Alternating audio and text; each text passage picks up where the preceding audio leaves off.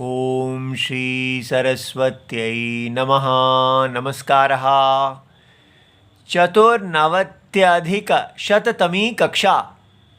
विषय हमारे कारक चल रहे हैं और कल से हमारा अधिकरण कारक आरंभ हो गया है और आज का सूत्र है अधि शींग स्थासाम कर्म 1445।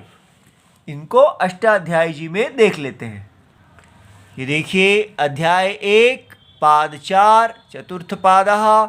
इसमें कारके का अधिकार है जो 23 से लेके 55 तक जाता है और इस कारके अधिकार के अंदर अब हम ये देखिए आधारोधिकरणम 45 से आधार की अनुवृत्ति 48 तक जाती है। इसमें 46 अधि शींग स्था साम कर्म, ये सूत्र जो है आज हमने देखना है। तो हमारे कारके और आधारो अधिकरणम, इसमें दोनों में से एक एक शब्द अनुवृत्ति का आएगा और ये अधि शींग स्था साम षष्ठी विभक्ति बहुवचनम और कर्म प्रथमा विभक्ति एक वचनम। तो कुल मिला के हमारे पास 2 और 4 शब्द हैं। अब अधि शींग स्था साम ये समास है, इसका समास विग्रह किया जाता है। शींग च, इसमें अधि बाद में जुड़ेगा, पहले ये शींग स्था और आस, ये 3 धातुएं हैं, इनका हम इतरेतर द्वंद्व बनाएंगे। तो शींग च स्थाहा च आस च, ये स्थाहा जो है ये आकारांत पुल्लिंग विश्वपा जो शब्द है उसके रूप है। तो इन तीनों को जोड़ देने पर शींग स्था आस, इनकी संधि हो गई तो स्थास बन गया।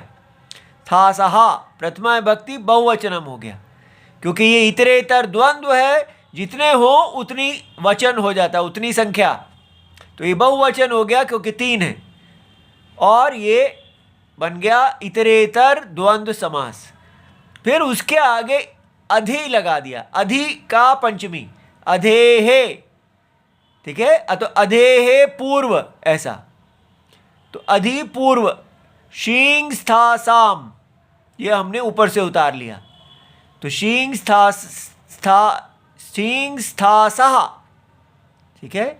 अधि शींग स्था सहा, ये अधि इसके साथ जुड़ गया, माने अधि से पूर्व शींग स्था आस, तेषाम अधि शींग स्था साम। तो ये बन गया द्वंद्व गर्भ पंचमी तत्पुरुष, ठीक है। पंचमी तत्पुरुष जिसके गर्भ में द्वंद्व है, ठीक है। पंचमी क्यों है? क्योंकि पूर्व पद पंचमी है अधेहे और उत्तर पद अर्थ प्रधान है। इन सब धातु, ये सब धातु जो अधिपूर्ण है। अच्छा जी, अब हम आगे देखते हैं।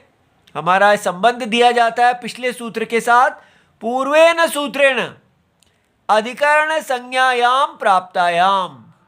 तो ये जो है ये सती सप्तमी है, अधिकरण प्राप्त होने पर, ठीक है। क्योंकि पूर्व सूत्र ने कहा था कि अगर आधार हो किसी क्रिया का, उस आधार को अधिकरण कहते हैं। लेकिन यहां पर कहा जा रहा है नहीं, इन 3 धातुओं के में आधार को कर्म कहेंगे, इसलिए कर्म संज्ञा विधीयते। तो पूर्व सूत्र हमारा था आधारो अधिकरणम। आधार क्रिया का जो आधार है, जो कर्ता और कर्म होते हैं, और कर्ता और कर्म जो क्रिया को धारण करने वाले होते हैं, उनका जो आधार है उसको अधिकरण कहते हैं।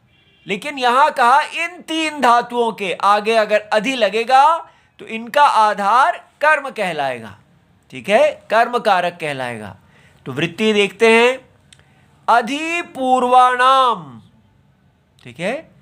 तो अधि पूर्व वाले शींग स्था आस इति एतेषाम धातूनाम, इन धातुओं का ये जो 3 हैं ये अधिपूर्व हो, माने अधि उपसर्ग इनके आगे हो तो एतेषां धातूनाम आधारः, इनका जो आधार है यहाँ तत्कारकम कर्म संज्ञम भवति। तो आधार पुल्लिंग है तो यहाँ पुल्लिंग में लगाया, कारक नपुंसक है तो तत् लगाया नपुंसक, तत्कारकम कर्म संज्ञम भवति। तो इन तीनों का अधिपूर्व होने पर जो आधार है उस आधार की यहाँ पर कर्म संज्ञा कर दी गई है। पहले अधिकरण संज्ञा थी, इसने कर्म संज्ञा कर दी। उदाहरणम ग्रामम अधिशेते, ठीक है।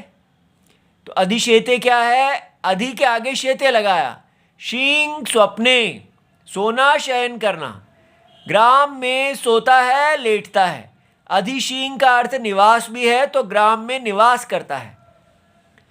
आगे ग्रामम अधितिष्ठति, ठीक है। तो ये कर्म है, याद रहे। अब यहाँ अधिकरण नहीं है लेकिन अर्थ में अधिकरण अर्थ आ रहा है।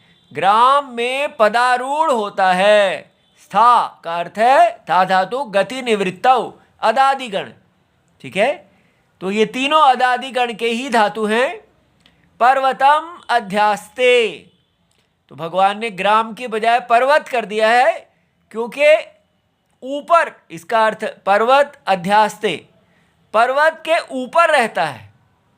तो आस का अर्थ तो उपवेशने बैठना है, लेकिन अधि के साथ वास करना रहना, ठीक है। तो पर्वत में रहता है माने पर्वत के ऊपर रहता है, ठीक है। इति सर्वम शिवम प्रणाम।